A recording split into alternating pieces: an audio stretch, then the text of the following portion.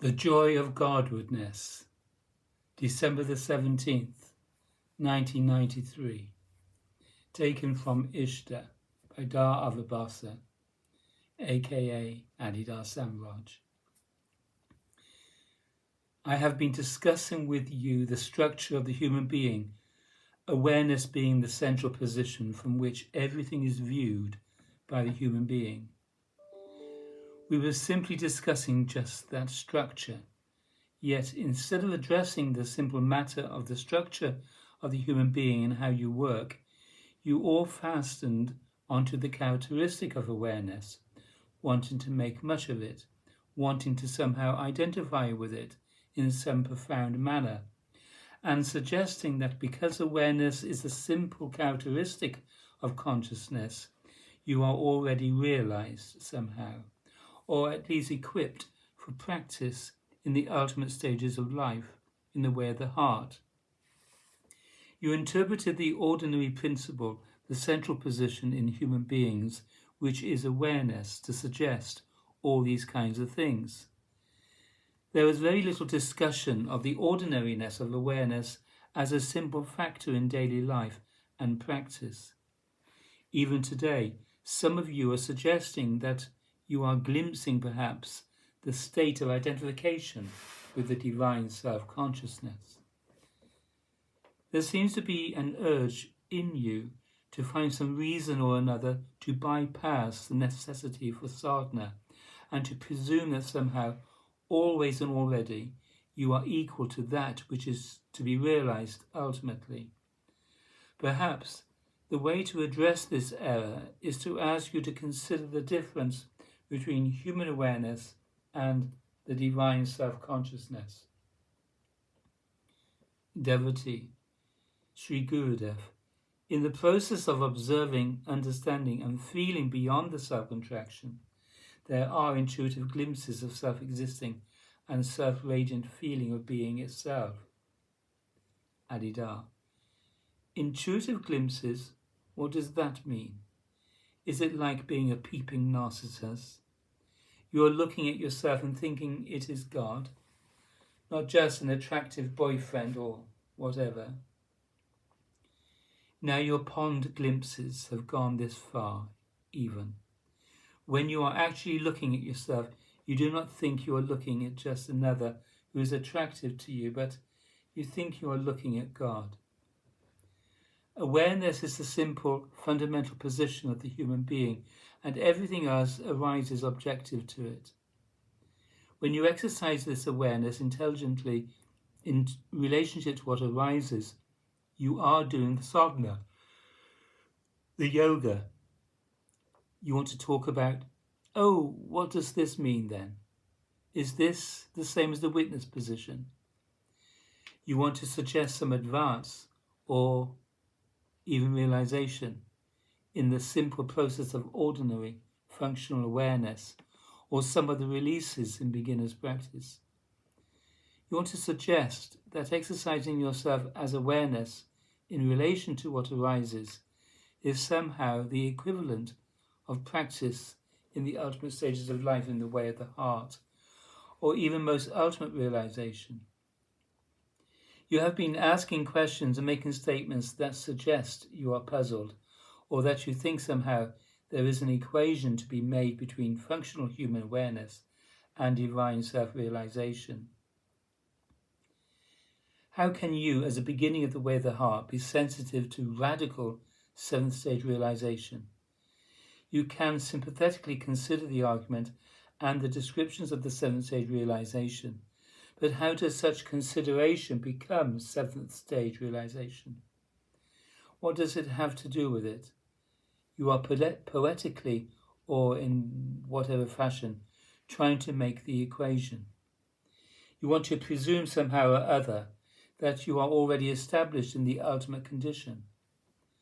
One of the games of the traditions, in fact, is to suggest that an equation is to be made between ordinary awareness and that which is absolute, even a logical equation.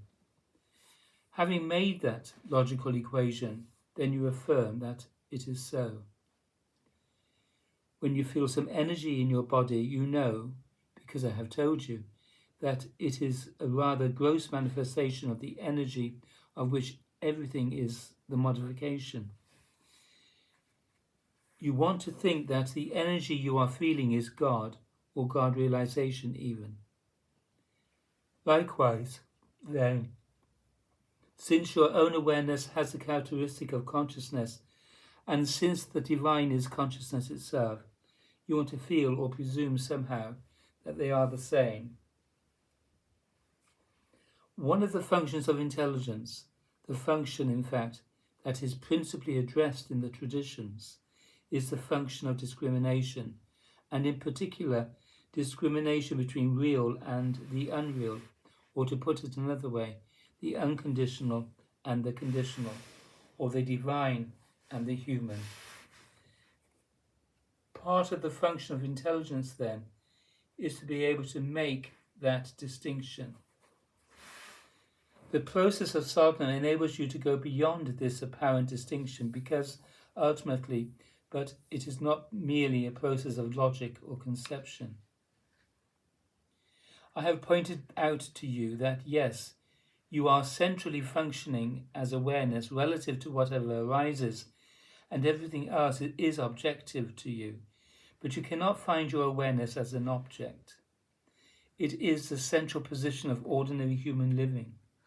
Therefore, it is also the central position in which you do sadhana, not as detached awareness, but as functional awareness, functioning through intelligence relative to what arises. I also pointed out to you that another characteristic of this ordinary awareness is that it feels itself to be separate, individuated, personal. Just as you regard your body to be personal and a limitation and different from other bodies, so also this functional awareness feels itself to be different from other awarenesses, other consciousnesses, other things. If that is so, how can it be equated with the divine self-consciousness? The energy you feel in your body is a manifestation of the ultimate energy of which everything is the modification. Yet to think that feeling bodily energy is the same as realizing the ultimate energy is an illusion, an indiscriminative point of view. A non-discriminating point of view would make such an equation. To use this man as an example again, if we just look at his body and converted it into its equivalent energy, according to the formula E = mc², it would be a vast force. Since we have not done that, in fact, he feels some 5 watts or so circulating through his body, and those 5 watts are a modification of the ultimate energy. If the energy is so great when one body is converted into its equivalent energy, imagine what the entire display of the conditional cosmos would be if it were converted into its energy equivalent.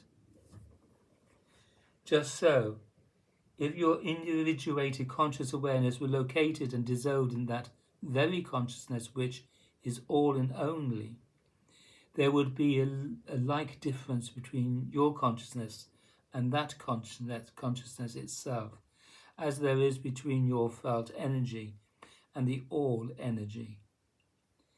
Becoming sensitive to your own awareness or to your own energy is not the equivalent of God realization. To make an equation between your own energy and the divine Shakti, or inherent self-radiance, and between your own individuated consciousness and the divine consciousness is absurd. You are toying with this idea, however. You want to be able to notice and identify with some principle that is your own, associated with your own existence, and feel or believe or presume that it is the absolute. It is not the absolute. It is just you as a conditionally manifested and very much conditioned apparent personality. When you observe any of the ordinary characteristics of the body-mind, A physical sensation, an emotional reaction, you are observing it, but also at the same time, in some curious sense, you are identified with it. The witness is not identified with what arises, not identified with any component of what arises. The observer, however, is. The functional human observer does feel identified with what arises. You are suggesting you want to practice something about being aware that detaches you from what arises. You want now to suggest to yourself, emphasize the point of view somehow, that you are not identical to what arises. That is not what I have been talking about. That is what you have been talking about. You want to suggest some ultimate practice, whereas you are simply functioning in one fashion or another as the intelligent observer of what arises, and you are identified with what arises in that case. The functional observer is awareness, and mind forms, emotions, bodily sensations that arise are objects to it, but they are also itself in some curious manner. You feel identified with these things that are arising. Therefore, this is the context of your practice, not identified with the observer or awareness and dissociated from or prior to conditions, but identified with conditions in the context of conditions. This is the matter we have been addressing here, this ordinary human functioning, analysed according to its various parts, from its central position to all of its periphery.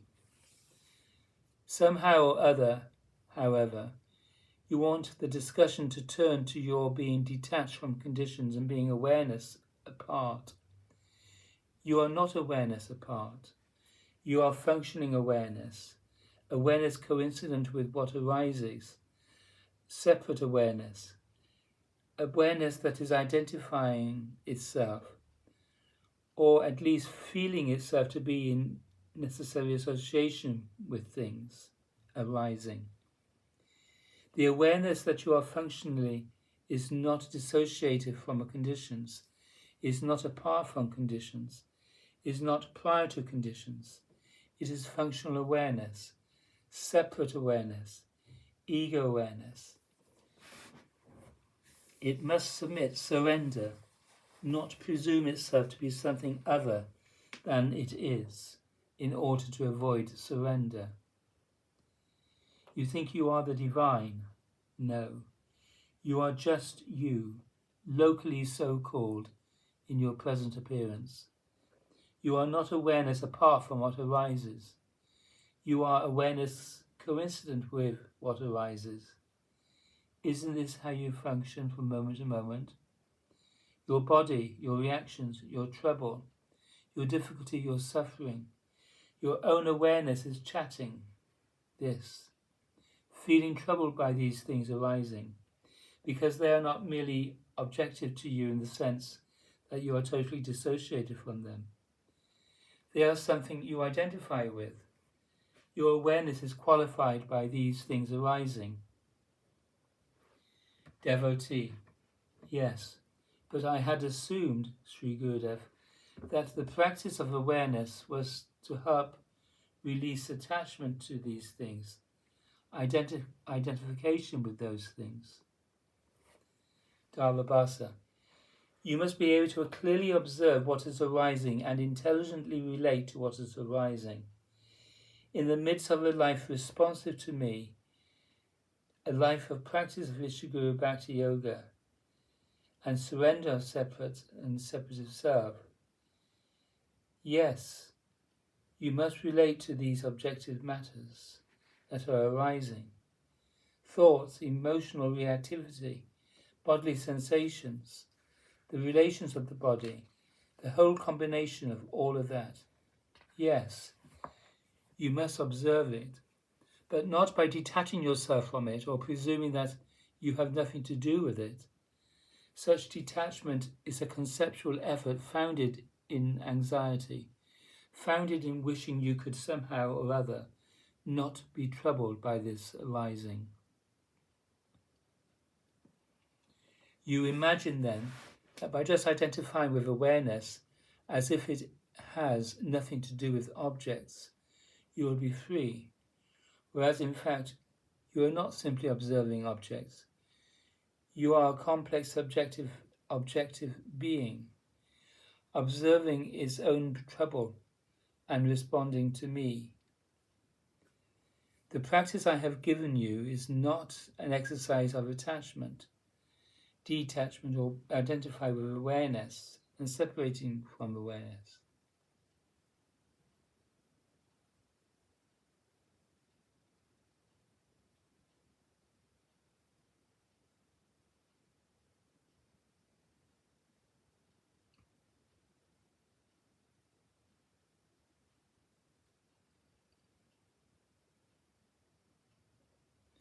Rather, it is a matter of intelligently observing objects, and in your response to me, being intelligent in your dealing with them.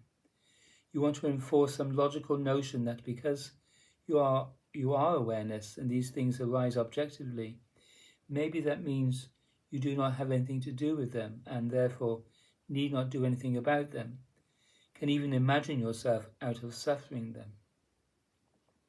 Narcissus imagines himself to be so distinct from the image in the pond that he thinks it is somebody else. He must wake up to the fact that it is himself. You must be similarly clear in the intelligent exercise of awareness. The game you are suggesting, however, is just another one of the illusions of egoity, just another presumption of separateness, or in other words, a dramatization of the self-contraction itself.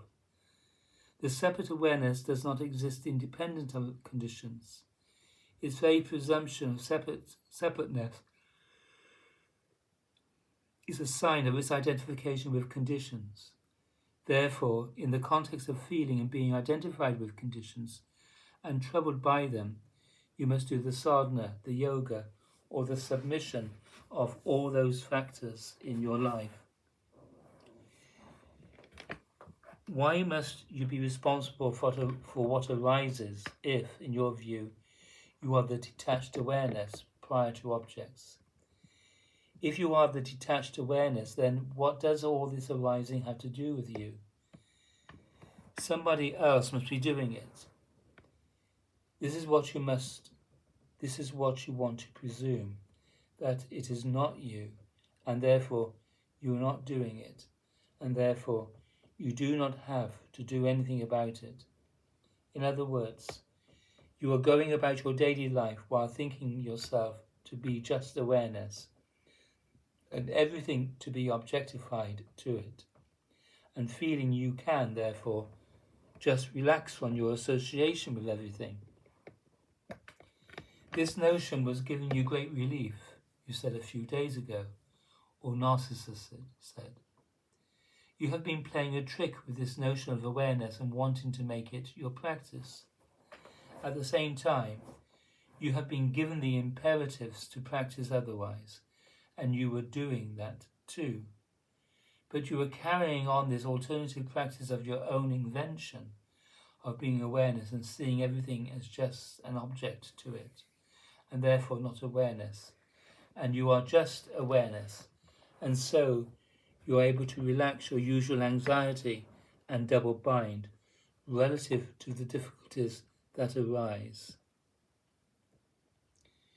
You are doing two practices, this one of your own invention and the other somehow generally associated with my instruction. The one form which you said you were getting the experience of relief was the one of your own invention, of identifying with awareness, seeing everything as an object to it, and feeling relieved by that presumption. Devotee. So, beloved, how do I intelligently or rightly use the understanding that this awareness is not the lower body mind? Adida. It is aware of the lower body mind, but also identified with it at the same time. Its central function and position is awareness of what is arising. That does not mean it is not what is arising, or not in a disposition of identification with it. It is.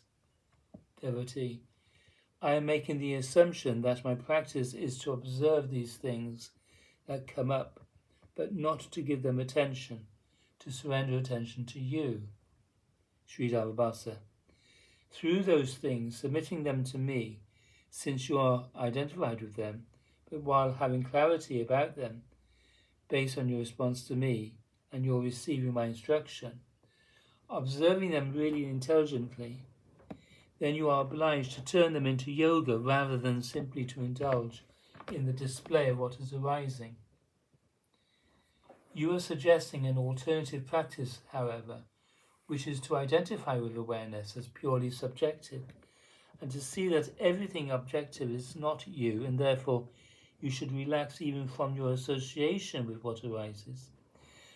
Because awareness feels individuated, feels separate, is troubled by what is arising, you want to play this trick of mind in order to immunize yourself, as if your awareness is absolute, whereas it is not.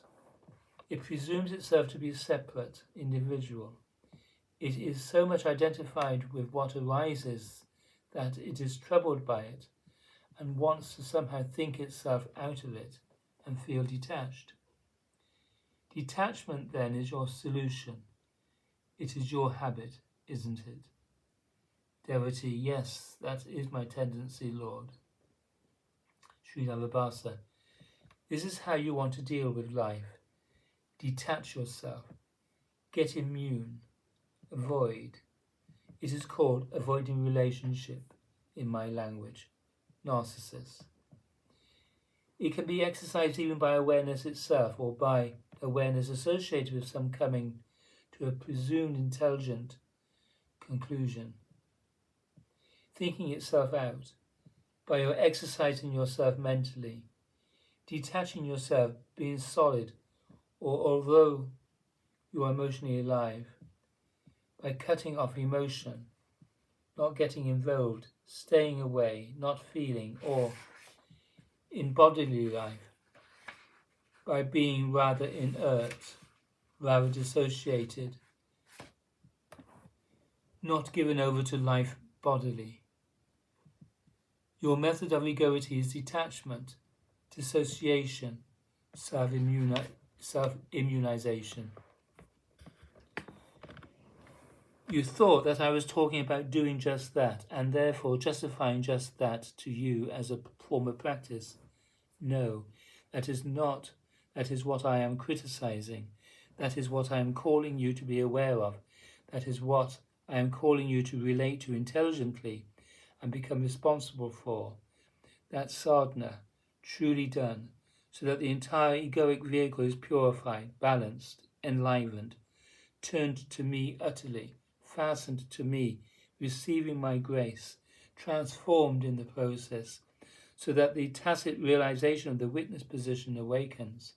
All that sadhana done, all that sign accomplished in the body-mind and evident there.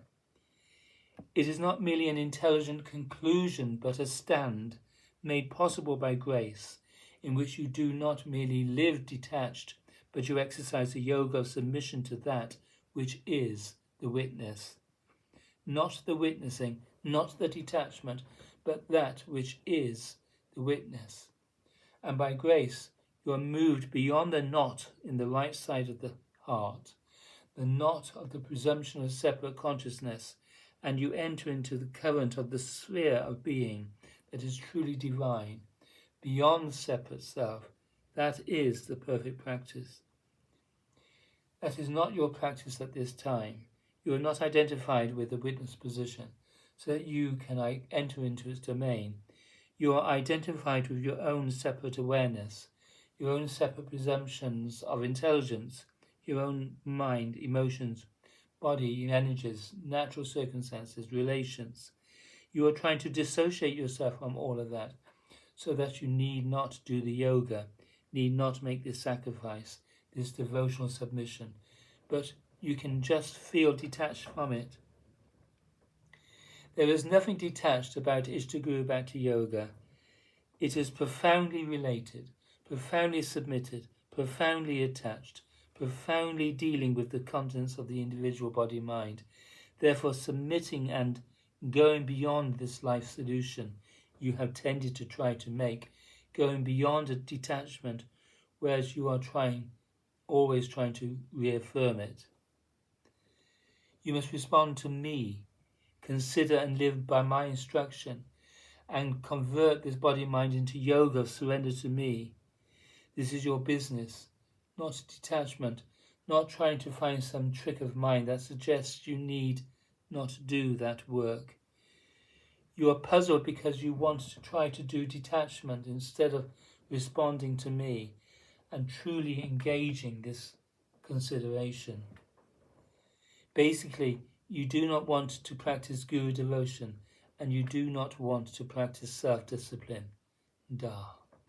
You want to revolve in your own incident of self-pleasure as much as you can indulge it for as long as you can, and avoid your real situation of being subordinate to the divine person. Requiring the grace of the realizer and needing to live the life of practiced devotion in order to realize by grace, you want to thrive on your own illusions of separateness. You want to practice narcissus in my company, keep dwelling on the pond, and generate unintelligent conclusions about reality, conclusions without revelation and without real self-understanding as well.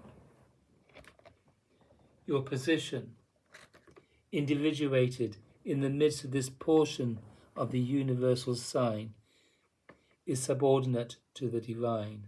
And how did we begin this most recent series of discussions? By my asking you again, having already asked you many times before, what about God? What does God have to do with you? What do you understand about God? What is your conclusion about reality? Yet still there is not much talk from you about it, because what you are fastening onto as reality, what you are holding onto, is your own separate person and the illusions you generate to console yourself. From your point of view, God is in doubt. Ultimate reality is in doubt, or, if not in doubt, somehow presumed to be you, even you in your self-sufficiency, divorced from the ultimate, wandering in your egoic self-possession and constellations. You want to make that sufficient and absolute. You want to tell yourself it is unnecessary to submit to the divine, unnecessary to come to any conclusion about the reality of the divine, the reality of reality, that small r reality and big R reality. You are struggling with the principal factors that sadhana requires: devotional self-submission and self-discipline, functioning as one subordinate to God, separate by his own act, and requiring grace. There are many philosophical games in the great tradition, including the kind of false logic we have been discussing. In fact, even the tradition of Advaita Vedanta is associated with this kind of thinking. You must understand that the tradition of Advaita Vedanta is not merely a philosophical or academic tradition. It is associated with the tradition of real practice, with real preliminaries, even to listening to ultimate statements or mahavakyas like Tat Tvam Asi, Vasai, you are that, which seem like intelligent, logical exercises that any human being can undertake. Not so. That philosophical language is associated with a tradition of great sadhana, and it is simply an attempt to make philosophical statements that correspond to samadhi. These statements are to be made to those who are prepared for samadhi, not merely egos identified with the ordinary life, who want to think greatly of themselves and immunize themselves. The statement, "thou art that," is a verbal expression that is associated with the great event of passing into most ultimate samadhi. Even simple communications about God, the popular notions about God, like God as the creator of everything, it is just not true. The idea of the creator God is a popular religious idea that is used to enforce various kinds of beliefs associated with social religiosity. Beyond such social religiosity, however, the presumption that God is creator, God is making everything, God is doing everything, is like the statement, Tat Avabhasa, thou art that. Truly, it is a verbal expression of samadhi. Only in the samadhi of divine self-realization can it be said that God is the creator of everything, because only in that position is there only one, and there are no others who create anything. Therefore, in the ecstatic disposition, the most ultimate samadhi of divine self-realization, it can be said paradoxically that God is creating everything. But from the point of view of the ego, the separate consciousness identified with the body-mind and the natural world, it is not true. From that point of view, you are doing all kinds of things, and others are doing all kinds of things. All kinds of entities, powers, energies are all doing things, making things happen. The right point of view, then, the right expression of the point of view of the beginner, previous to most ultimate samadhi, previous to divine self-realization, is that God is doing none of this. You are separate, separated from God. God must yet to be realized. You must submit yourself. You are subordinate to that one. You must become accountable for your own actions. You must change your act and not merely presume that God is making everything or doing everything. In fact, the creator God notion is a bastardization of the ecstatic communications of realizers and not a mode of belief appropriate for ordinary people. From the point of view of most ultimate realization, there is only one. Therefore, paradoxically, the divine is making everything, but not from the point of view of being the separate person. From that point of view, all kinds of things, including yourself, are making everything, changing everything, responsible for everything. The divine is prior to all, and the one is to be realized, the one to be submitted to. Therefore, the common religious notion of God as the creator is just as esoteric a communication as Tat Avabhasa, thou art that. Apart from samadhi, apart from realization, it is not true. Thou art not that, apart from samadhi. When received by someone who is not in the samadhi of divine self-realization, when received by the ego, the statement, thou art that, becomes a false idea, a heresy, and it is not true. Many things are true from the point of view of most ultimate samadhi or divine self-realization that are not at all true from the point of view of the ego.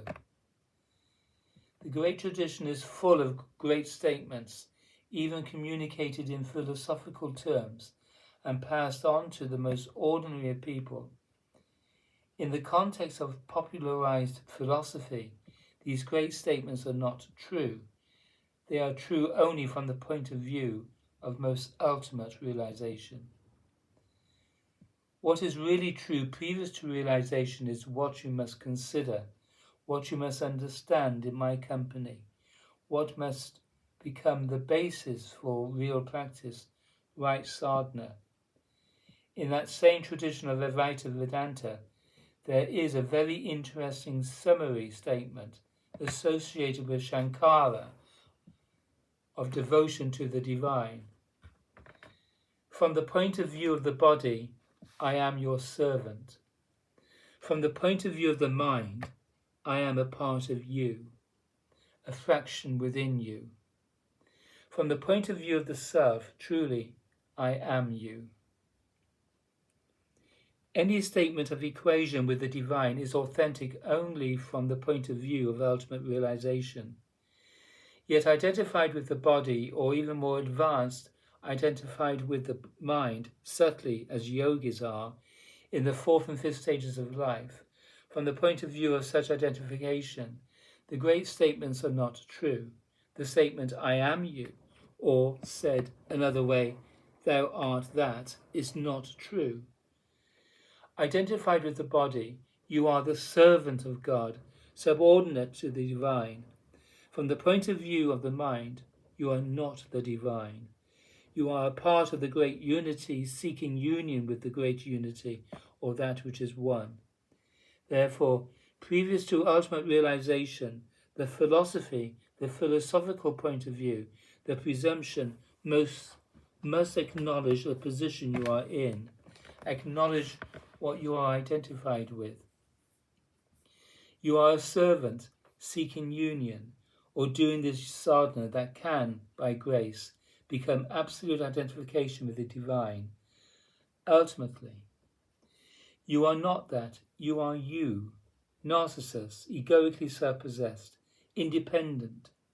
To call yourself God is obnoxious, the ultimate stupidity. Even the statement God is the creator, said from that point of view, is a false statement. Do you want to make God responsible for this mayhem for which you and all kinds of apparent entities, emotions and powers are actually responsible? When there is no separate self, no separate principle, then you may say God is the creator. But it is an ecstatic statement, you see, meaning there is only one, and you cannot find a separate thing in it.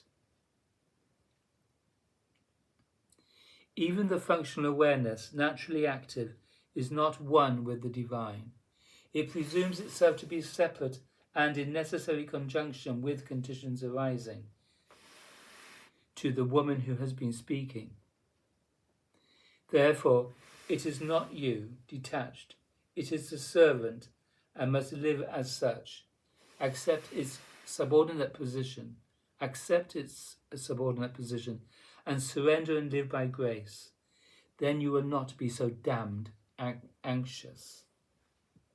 Devotee, thank you, beloved. I can see that I made the presumption that awareness is greater than it is. Sri Avabhasa, it is. Just as the body is the divine Shakti, but not as you are experiencing it and living it. Realize the truth of that equation in Samadhi by doing real sadhana and equipping yourself to receive the grace that will make it so. God is the self of all, the energy of which everything is a modification. Fine, yes, that is so, but it is not your realization. You can submit to the one who is that by being the servant of that, by surrendering yourself, by practicing the yoga of devotion to that one. Presume that one is that, not you, not thou, that one. Your tendency to be detached is not just some nice thing to confess. Another way of describing what you are doing is that it is sin.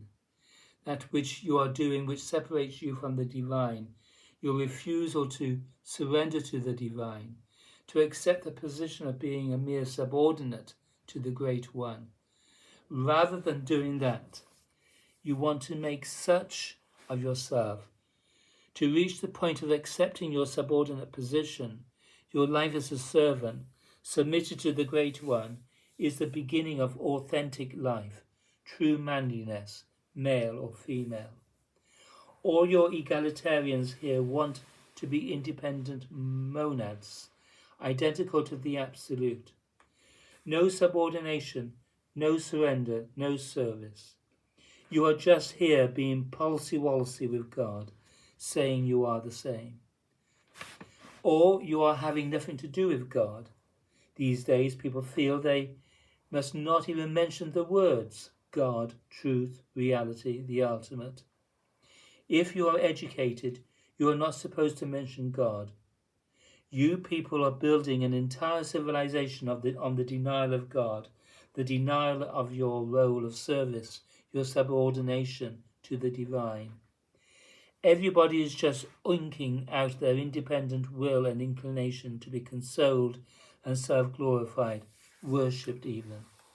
The truth of the matter is that your appearing here, being self-conscious, is arising in infinite power and force of being.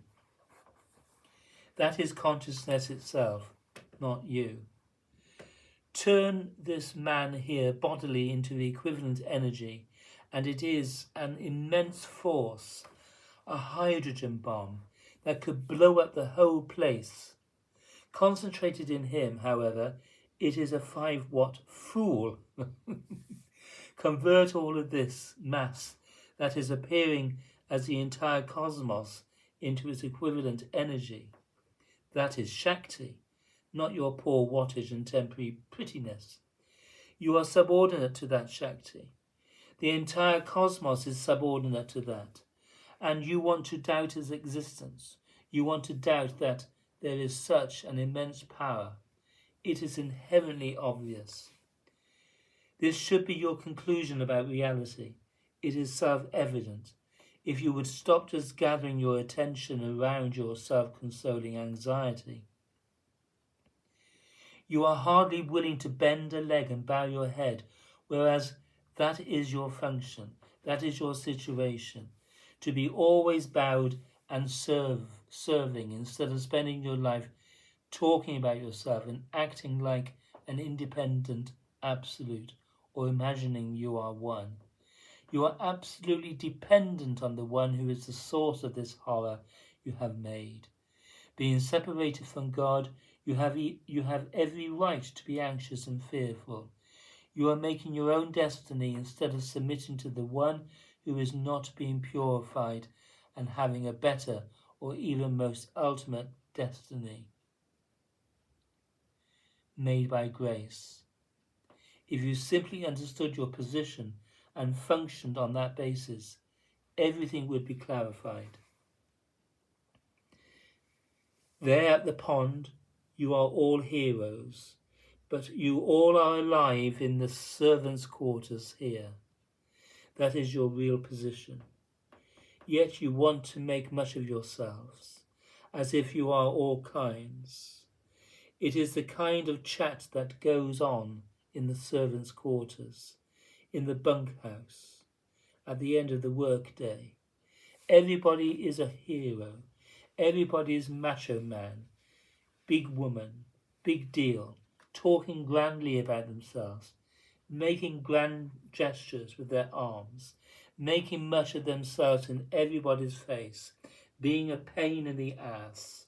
Everybody together than a nail, needing nothing, no one. Everybody tougher than a nail, needing nothing, no one, insensitive, talking without feeling, just self-glorifying talk. You feel afraid and anxious because you are not submitting yourself to the one in whom you depend. You are just stuck with yourself.